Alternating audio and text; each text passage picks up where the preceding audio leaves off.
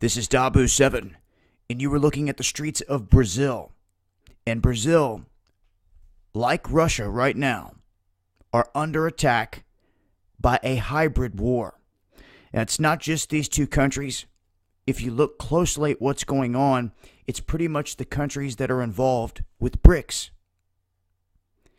Now, for those of you that have never heard of a color revolution or these proxy wars that they like to use, these are the beginning stages of them taking over areas which they deem hostile. Now, if Argentina or any of these other countries out here wanted to go with BRICS or go the other way, for an example, then they would be labeled hostile. And once they're labeled hostile, you know what that means. They're sending in the big guns, they're sending in the airships, and they're going to start dropping bombs. This is what they've done all across the globe. Now, Russia, China, Brazil, a few other countries have banded together, including India, and have formed this alliance to counter the West. And the only thing that keeps them all propped up is the fact that they have each other as an ally to lean on. Financially, the whole nine.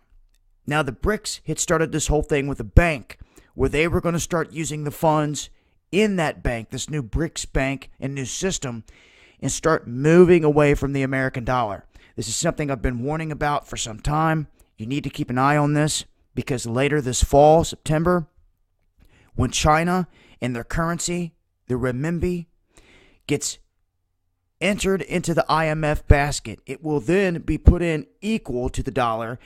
And it's my belief that this is all being done and timed out on purpose to where the dollar will buckle. And a lot of other countries are going to jump ship and try to jump on the Chinese bandwagon. And it's not going to last forever because without the United States and all these other countries keeping the goods flowing in and out of China, then there is no China anymore. You have to understand that a lot of these countries have been set up to where they depend on other countries for important things. I mean, look at Europe right now. They are dependent on all the oil and gas that comes from Russia through Syria to keep them warm in the winter. We've seen Turkey and Saudi Arabia want to take advantage of that and say, the hell with Russia, let's kick them out, let's put our own pipelines in, and let's make all the money for ourselves.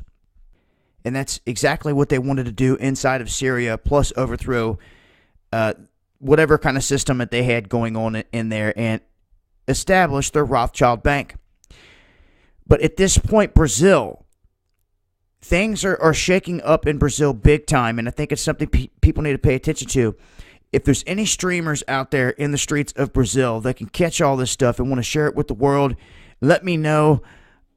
We need someone in the streets of Brazil that can be a set of eyes and ears and let us know what's going on. I mean, if you have gatherings like this and there's this many people, we should be able to see what's going on.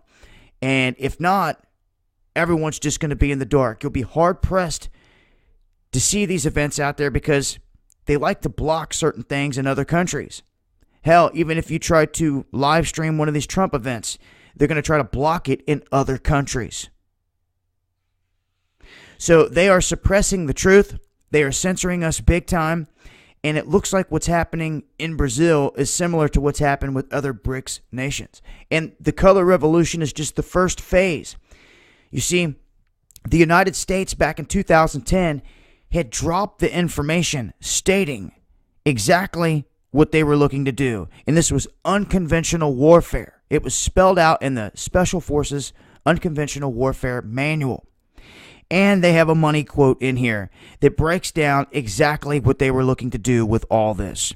They said that they were going to try to stay engaged in what they call irregular warfare, or IW. But I'm telling you right now, that's been out the window the whole time. They have been conducting full-scale, unconventional warfare on these other countries. Now, when you combine the color revolution and this unconventional warfare together, you have this hybrid type of war that rears its head. And what this is how this is done is they are infiltrating through the internet, through social media, getting into the minds of the youth like they did in Egypt. For those of you that were paying attention, they infiltrated the minds of the youth, and they went through Facebook, and they had the whole country in Egypt rise up and turn against their elected officials. It was that easy. That's all they did. They then had them rally around al-Sisi, and that's where it's been sitting ever since. Now, Brazil, right there bordering with countries like Colombia, Venezuela, that have leaders out there that do not get along with Barack Obama or the West. These are countries I would keep an eye on. I'm warning you. Venezuela, Colombia, South America as a whole, Brazil here. They have their sights set on this. And there's a war going on. You may not see troops on the ground, bullets flying, but they are attacking this country and their people, just like they're doing to us. Don't get it twisted. This is a global thing. It's about keeping the people in check.